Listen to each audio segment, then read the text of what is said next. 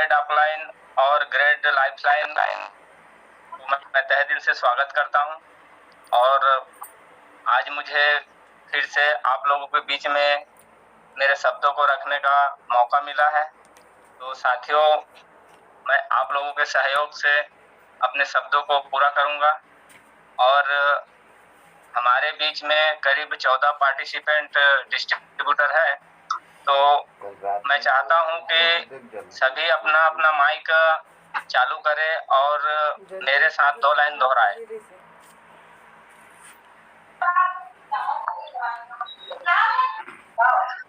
तैयार है जी?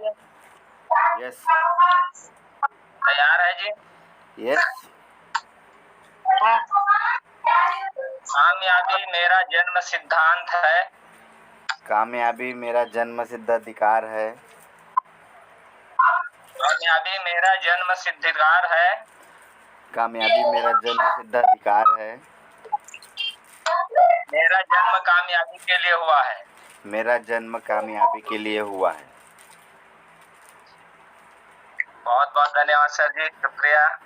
और आगे मैं अपना सेशन पूरा करने के लिए आगे की ओर बढ़ते हैं।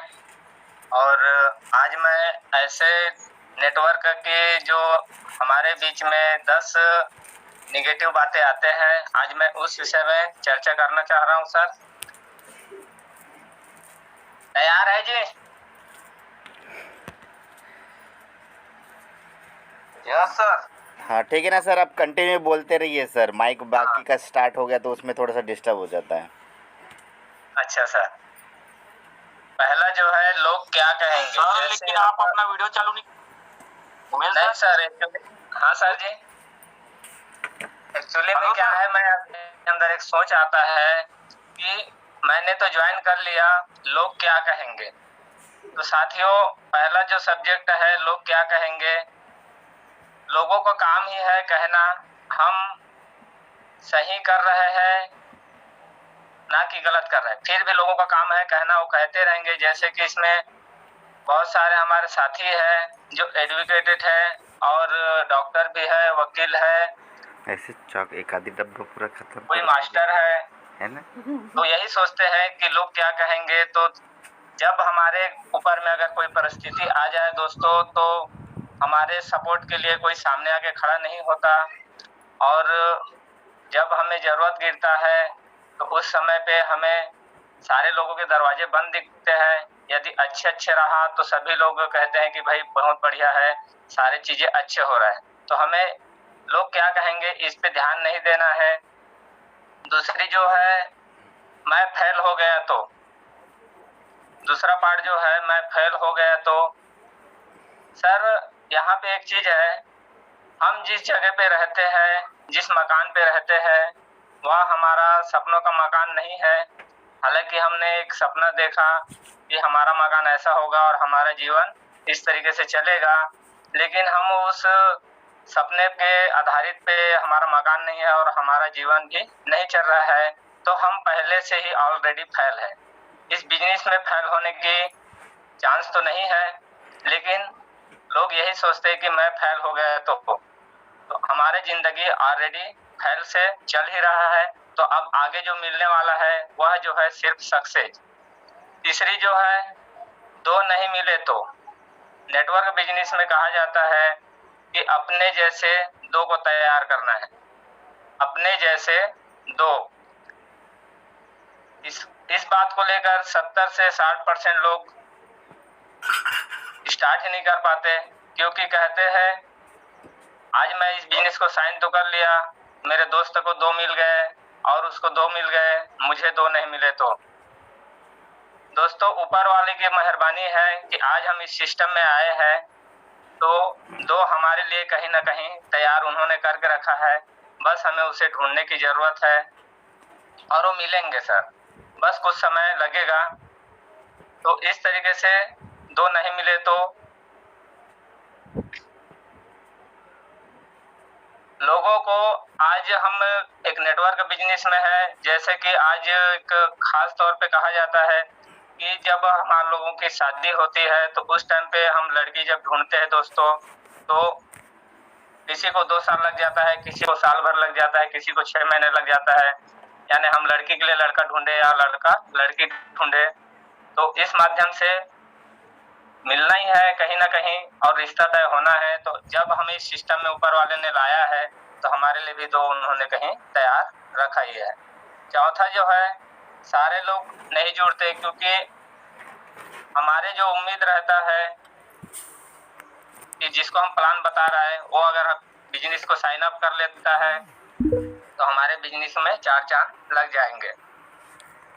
लेकिन दोस्तों, प्लान बताने के बाद में हमें बहुत अच्छी तरीके से प्लान बताया, बेहतरीन तरीके से उन्होंने हाँ में हाँ मिलाया, उसके बाद भी नहीं जुड़ते। तो इसका भी एक कारण है दोस्तों कि यदि सभी लोग अगर जुड़ जाते हैं तो खरीदारी कौन करेगा, रोड का काम कौन करेगा, जिस दिन आप 4 व्हीलर पे चलोगे उस दिन आपका ड्राइवरिंग का काम कौन करेगा, मकान कौन बनाएगा, सब्जी कौन बेचेगा। तो इस तरीके से सारे लोग नहीं आ पाएंगे, क्योंकि ऊपर वाले की मेहरबानी है। कहते हैं कि आज यदि सारे लोग नेटवर्क बिजनेस में आ जाएंगे तो हमें आगे की जो सब्जी भेजने वाला, रोड बनाने वाला, इन व्यक्तियों की भी जरूरत पड़ेगा दोस्तों, इसलिए सारे लोग नहीं आते। 5वां जो है, समय नहीं है, पैसा नहीं है। लोग यही बोलते हैं बहुत सारे कि हमारे पास समय नहीं है और हमारे पास पैसा भी नहीं है, तो हम इस बिजनेस को स्टार्ट नहीं कर सकते। दोस्तों, इसका है कि पैसा तो आज हमारे पास भी नहीं है और समय भी नहीं है, इसीलिए हम इस बिजनेस को साइन किए हैं कि आज समय भी बनाएंगे इस बिजनेस के माध्यम से और पैसे भी बनाएंगे, इसीलिए हम इस सिस्टम पे आए हैं। और 6वां जो है, सारे लोग मीटिंग पे नहीं आते।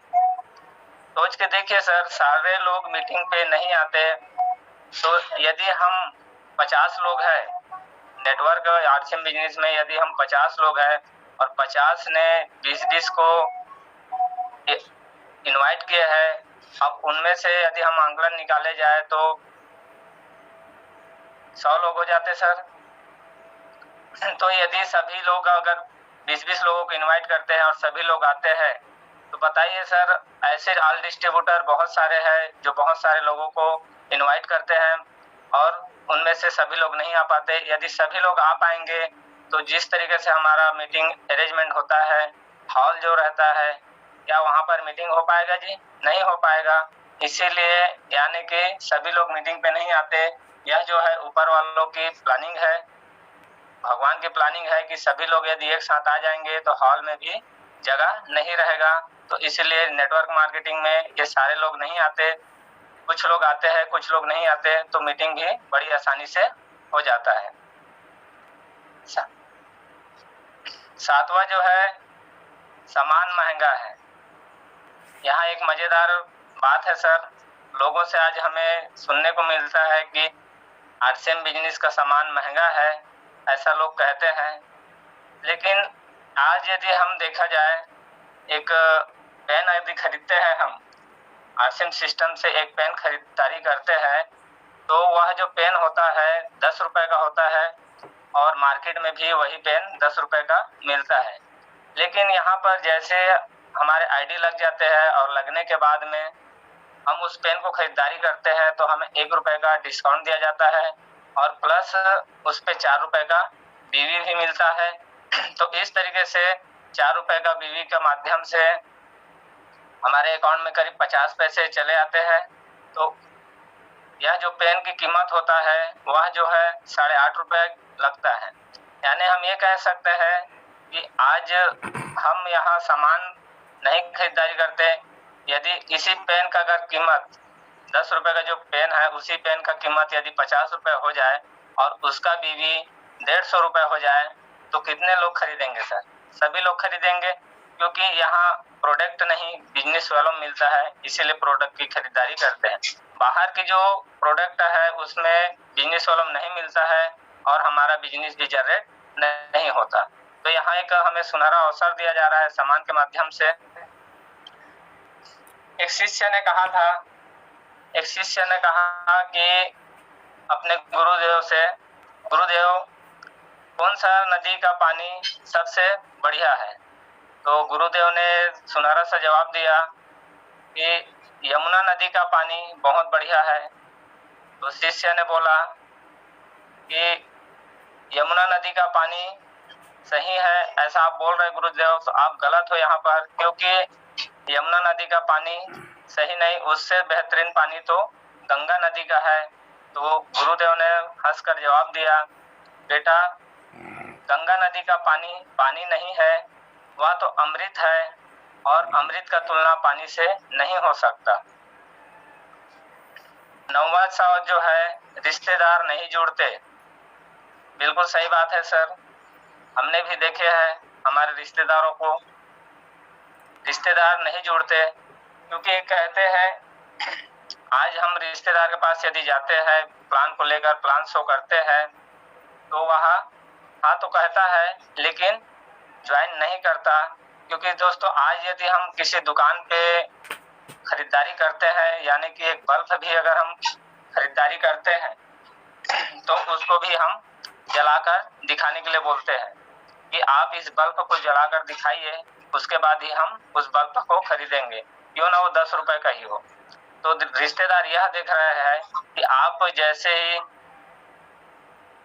आप जैसे अपनी तैयारी करते हैं, उसके बाद जैसे हम मार्केट से आना जाना करते हैं, यानी कि ये कह सकते हैं कि हम बिजनेस को कर रहे हैं, वह चेक करता है कि यह बिजनेस को किस तरह से डेवलप कर रहा है। जिस दिन उनको लगेगा कि नहीं यह जो है सही कर रहा है और आज यह कहां से कहां पहुंच गया, तो उस दिन वह बिजनेस को साइन अप करेगा। आना तो तय है, लेकिन हमें उन्हें कर कर दिखाना होगा। 10वां जो है, सारा काम मैं ही क्यों करूं। इस बिजनेस में एक बात आता है सर, जैसे ही मीटिंग होता है, सेमिनार होता है, तो हमने बहुत जगह मीटिंग सेमिनारों में देखा है, तो सारा काम मैं क्यों करूं, यानी कि यह जिम्मेदारी हमारी है, क्योंकि सपने हमारे हैं, सपने हमारे पूरे होंगे तो जिम्मेदारी भी हमें लेना होगा और सारा काम हमें खुद को करना होगा, तो सारे सपने अपने पूरे होंगे। तो सर आज इस 10 नकारात्मक सवाल से मैंने चर्चा किया है आप लोगों से, और आप लोगों से सहयोग से मैं इस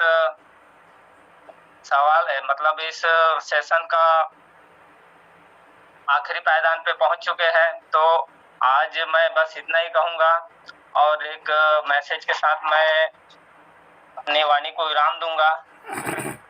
सबसे पहले अपना देखो, शर्म को दफना कर देखो, खुशहाल हो जाए जग में, ऐसा सुंदर सपना देखो। आप लोगों ने मुझे सुना, इसके लिए बहुत बहुत शुक्रिया। जय आरसीएम।